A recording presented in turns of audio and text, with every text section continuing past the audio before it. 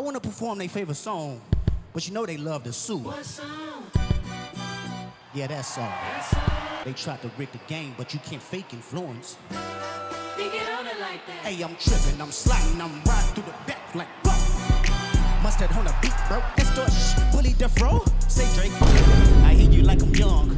You better not ever go to cell block 1. In the aftermath of the Great Rap Battle of 2024, the former king of hip-hop, Drake, was usurped by King Kendrick Lamar. But whenever a king is usurped, especially one who has reigned as long as Drake, there's a question to be asked, especially after the victory lap and the career-killing moment of the Super Bowl performance. And so there's some questions about what Drake is going to do here. Can Drake come back from this? And if he can, what is the strategy? And a lot of this was up in the air, but now we have Drake's first official musical return, and that album is a joint album with PartyNextDoor known as Some Sexy Songs For You. So, of course, with him releasing this album, there's going to be some questions about, is this the thing that is going to bring Drake back? This 21-song, sprawling R&B, Drake singing the melodies album. And at least in my opinion, the answer is no. But I do think there are valuable lessons to learn here. So let's start with more is less and less is more. As I said previously, this album is 21 songs long. And if you've been following Drake's career the last decade, this isn't uncommon. Most of his albums range from like 21 to 30 songs, to the point that a lot of them are cut in the middle. But this one in particular is supposed to be 21 songs of Drake and PartyNextDoor doing their R&B thing. This is a side that Drake calls upon at various times, and I'm sure it is a response to a certain extent, with Kendrick saying, I like Drake with the melodies. This particular approach to music that Drake is taking is much more a business move than an artistic move, because with the streaming platforms, you want to get on these like coveted playlists, and the more songs you release, the more chances you have to get on these playlists that make you money. But also just in terms of the more songs you have for other people to put in their playlist, it's a strategy of like giving you more than like you need. And this approach that Drake has taken has made it where his stuff lacks a certain kind of cohesion. It feels like we're getting like the director's cut of a movie or something like that, where all the like flabby, unfocused parts we're getting. And to be honest, this wouldn't really be like that much of a problem if it wasn't for the fact that most of these songs feel like warmed up leftovers from previous albums. Like almost none of these songs have any of the Drake magic of his biggest pop moments that he's ever had. So it just makes getting through this album a slog. Like it made it where I had to listen to this album in like 3 and 4 song chunks, because I couldn't listen to more than that in one sitting. And that's not a good sign, because this is a long album. And so I would say, if you're an artist, there is that saying of kill your darlings. And I would say if you want your art to be as potent as possible, you have to find moments to make it more focused, to give the audience the goods and not just give them leftover tracks from your vault. To the next lesson. You need to puff, pass. When you think of a joint album, do you think of something that feels like this? How do you do, fellow kids? What?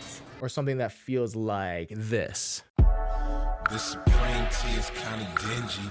Pass the fucking puff for niggas stingy with the usher. One of those, in my opinion, is the right answer. So the big thing with this is that this is supposed to be a joint album between Drake and his label mate / ghostwriter / probably killed this man's career, PartyNextDoor. And this is how this was pitched. You know, this was to be a 21 joint album between these two, singing toxic R&B, the likes of which The Weeknd has decided to like leave behind for, I guess, them to keep holding the mantle for over like 10 years. I have a problem with this when people, especially with Drake, because this is not the first joint album he's announced. Now, there is one that he did with Future back in the day, and that's actually a legitimate joint album. Like, you know, when you listen to that, it is pretty evenly Drake and Future. But when he did Her Loss and he called it a joint album with 21 Savage, I had a problem with that, because it's not really a joint album. It's like Drake with heavy guest featuring from 21 Savage, right? And I was hoping that this album wouldn't have that approach, because that's something I did not necessarily like about that Her Lost album. But unfortunately, I would love to know what is happening behind the scenes in OVO in terms of like how the label mates feel towards Drake. Have you ever thought that OVO is working for me?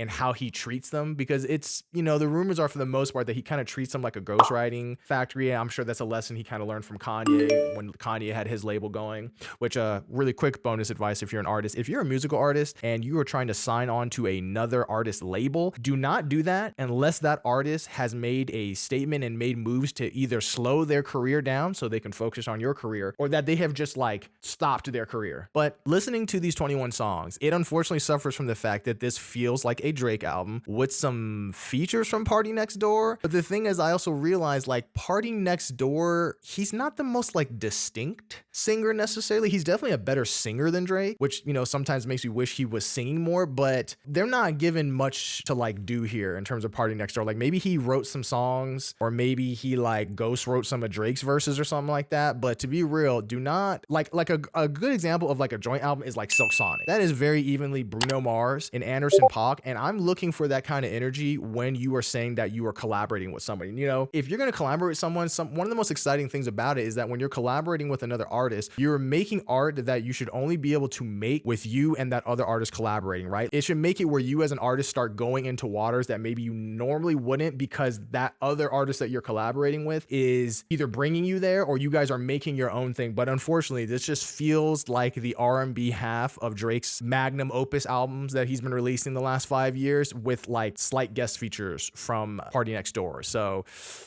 I don't know, Party. I think you should get off the Drake's label, which leads us to our next lesson. Don't be afraid to dig deep. Okay, and now we're gonna get to what I feel is one of Drake's biggest problems that he's had, especially in this part of his career, and it's the fact that he has not grown. Basically, I feel like once we got Views and Scorpion Drake, we've basically just been getting that over and over and over again. He has run the well dry. You can only talk about Instagram models, you can only talk about toxic friendships for so many years, which, to be real, that's not even true. He could keep talking about this. The real problem with it is that Drake is not willing to like dig into those subjects deeper than he did about a decade ago, right? You know, when he was in his like mid 20s and like even early 30s, and he was talking about like getting with these Instagram models and living this fast, crazy rap life, right? That kind of worked then, but he has not added any layers to that. Like, how can that type of lifestyle still feel the way it did when you were in your mid to late 20s compared to now where you're almost 40? You know, hey, time catches up to us all. There's nothing wrong with aging, but at the very least, if you're going to keep singing about these subjects, dig deep and add some layers to it. Like even one of your collaborators, Future, you know, collaborator turned into op, turned back into collaborator, probably for financial reasons. Even Future, who has not necessarily evolved subject matter wise, has at least started to add some introspection of talking about some of the emptiness of this type of lifestyle. And if you want even like a better example, you know, a peer of Drake's is The Weeknd, right? Like The Weeknd and Drake, they're both from Canada. They both have very similar sort of subject matters, especially when they first started, of like living this fast, crazy sex, drugs, and rap life type of lifestyle. Except The Weeknd is more of an artist where, though he has kept singing about these subjects, you know, he has decided to push concept albums and to dig deeper and not be afraid to introspect and maybe pull out stuff from time to time that isn't flattering about this kind of lifestyle, right? You know, and I wish Drake would do this. Like, Drake, this is this problem that I have with like even the MCU. If I'm gonna have to keep seeing you every year, and especially in Drake's case, like multiple times a year, at the bare minimum, you need to be hitting like a certain level of quality. Otherwise, what's gonna happen is like people are gonna start getting turned off, and it's already started happening to you. It even happened to me. I already wasn't like the biggest fan of you necessarily, but at least you were the top guy, and at least you were pushing, especially like early in your career. But you have stopped doing that, and if you want to keep doing your thing, you need to start pushing yourself. This is not going to work anymore. People are getting tired of this like McDonald's empty fast food rap, especially with the fact that you clearly are someone who has insecurities, and you could turn those insecurities into strengths if you were willing to dig into them. You are an artist, right? I understand you're a businessman, you're a mogul, you have a private jet, and you love your champagne poppy Instagram and showing all this stuff. But at the bare minimum, like, you need to make your art interesting. You know, dig into the fact that maybe you have Peter Pan syndrome. Maybe you don't want to grow up, right? I know it wouldn't make it necessarily make you look cool. At least it would be honest. And I think there's a certain amount of people who would rock with you if you just owned it. So to all artists out there, don't be afraid to dig deep and get introspective. That's where the gold is. Yeah. So that's my thoughts on it. Let me know what you think or not. Oh, and surprise, I'm going to give you one quick bonus lesson. So if I was Drake's manager and Drake was asking me for advice, this is what I would tell Drake to do. I would tell Drake to make one last album.